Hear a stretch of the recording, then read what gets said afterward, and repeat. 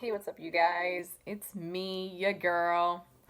As the semester is coming to an end, I needed to make this video for my final portfolio project.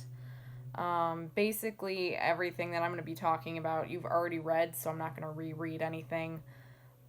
Basically, what we're going to be reviewing is just the ideas that I came up with over the semester. I'm going to tell you about why I came up with certain things and how that came into fruition and how, we all came to share our thoughts and feelings on all of our projects and stuff. Basically, I'm just going to be talking about my poetry collection, my first short story, my second short story, which is hopefully going to be developed into a novella later on. Um, as of right now, I'm not sure yet because I did hit a tad bit of writer's block. But we're just going to kick this off with my first short story, which is The Last Piece. And generally, like, the synopsis of that story is this girl who has lost her father due to a tragic car accident. Um, and it's her dealing with that grief and dealing with the changing relationships between her and her mom and her and herself, really, because she is trying to deal with all of the inner turmoil that goes with grief and loss. And she fixates on a quarter that her father gave her before he ended up passing away. And really, this story came from me just sitting down in front of my laptop and typing whatever came to mind. My first draft wasn't great. I think you all read the first draft of that. It wasn't anything super spectacular, but after some editing and I added more to the bulk of it, I'm actually really proud with the end product. I think it does elicit some emotions. I think it could be improved upon. I still have to work on it. I'm not necessarily done with it yet. But I think it's a good start because I haven't written a lot that I was really proud of, and I think that's a solid idea that I've been able to kind of translate into real life. So I'm really excited about that because I feel like the emotional scenes, like with her finding a box of her father's shirts near the dumpster at their apartment complex, like I think that part was very, very crucial for defining how, one, her and her mom are dealing with the loss differently, and two, with the fact that she is still like outraged, but like more in despair than anything. So I'm really glad that you all gave me your feedback and we were all able to go over it, and Professor Luckin, you gave me awesome feedback on my story. I was able to tailor it to be more emotionally weighted. Like, it's not, I'm not saying it wasn't before, but it definitely helped. And Ben has always been a very great support on everything that I've published and stuff. He even goes as far to read my essays for my prose class, even though he doesn't necessarily have to. He just does that for me. Moving on, my poems were a little bit more personal. I have to say they took more of a more personal turn because both of the stories that I've written were removed. They essentially didn't have a personal touch, I guess. I didn't really try and focus on me because I was trying to think outside the box and do something more original. The poetry had to do with my relationships in the past, like personal relationships with drugs and substance abuse and my romantic relationships and moving on from that.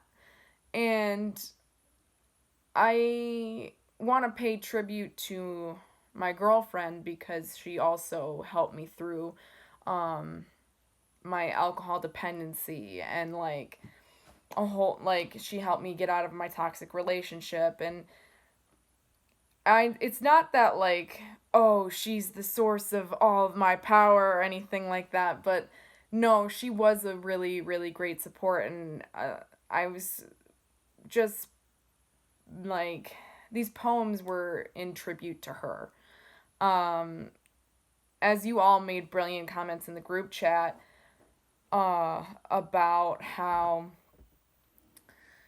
like, it's really tense and really emotional at first and just really down and depressing, and then as the story continues, because I tried to write it in kind of like a narrative poem, so like it transitions from me being in a toxic relationship, being addicted to drugs, like being dependent on alcohol, to transitioning into meeting someone new and them kind of opening my eyes a little bit to say that, oh, you don't have to live this way, which is something that I already knew, but for somebody to give you that support and also point out, like, hey, you're not as happy as you try and let on, it's super important. And so, like, I was able to allow myself to essentially go after the things that I deserve and to make the changes in my life that I needed to make. Um, and then as it goes on, you can see that I transition from more like prose poetry to haikus, because I thought it would be a nice, like, it's not as emotionally dampening anymore. It's light, it's airy, it's me going into a better part of my life. So I thought, and you, everyone's comments, like, you all seemed to see the progression and saw what I was going for, and I can't tell you how awesome that feels, because I just feel really understood, and I feel like you guys really took the time to read and listen and understand. And I don't think I've ever reached that level of personal, like, vulnerability with any of my writing.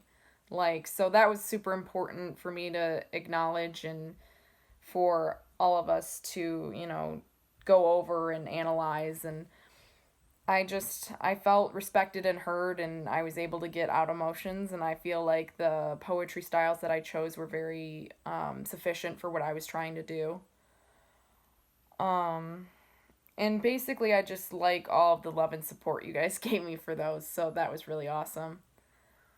Uh, and then our final subject of this video is my second short story, which is basically, in summary, it's called New Reality, and it's essentially my main character being obsessed with basically the changes that are going on around her. Like, it's based in the year 2038, and it's at, like, amidst the aftermath of a bunch of um, global issues like climate change. The political state is declining. Pollution's a huge thing. Like, overhunting of the mammalian population over the span of a few years because we're running out of resources, we're running out of water. Like, it's supposed to be kind of like dystopian futuristic, but like not like too far in the future. Um, and my main characters, like, them are growing marijuana and are trying to sneak water rations from the reserves in the Great Lakes. Because they're based in Michigan due to Michigan being the freshwater source of 95% of the United States and 75% of the entire world. So it's basically like location is a big, big theme in that, because they are specifically stationed in Michigan because it's closest to the largest freshwater reserve. And they have to deal with the government and personal issues, and they have to decide in the end, like, where they're going to take their life from there. And unfortunately, I have hit a little bit of writer's block with this because I don't know exactly where I'm going to take this story yet, but I do have hope to build a bigger, more developed world and story and characters, and like I think my first chapter is doing well.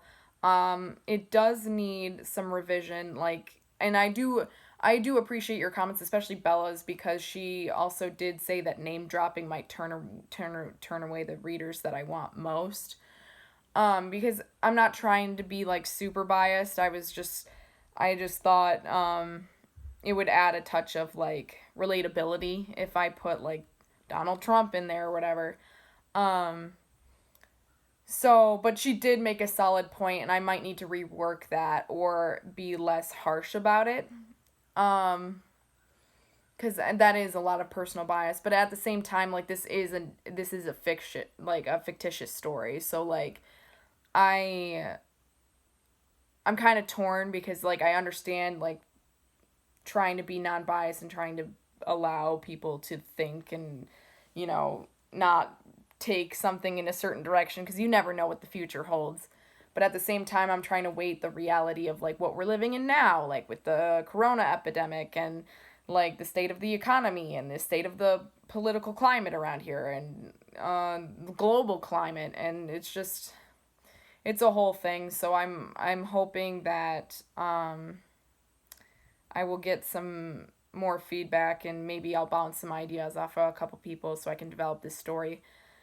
Um, but yeah, I'm super excited for that. The writing the novel class in the fall, I'm super excited for. I'm really upset that due to coronavirus, we're probably not going to have an in class lecture. It's probably going to be online, which is unfortunate, but I mean, there's not much we can do. I mean, we're supposed to stay home, stay safe, and we have to stay home for people who can't and people who, have a compromised immune systems, and I respect that. But it is unfortunate because I will be compromising a lot of the personal connection that I crave. Um, but hopefully I'll see all of you in that class this coming fall semester. That'd be like really sweet. I really enjoyed working with all of you. I really enjoyed hearing about your ideas and thoughts and feelings and the all of the discussions we've had and all of the team building we've had, and it's been a really great semester, and I think I've made a promising start on all of my work.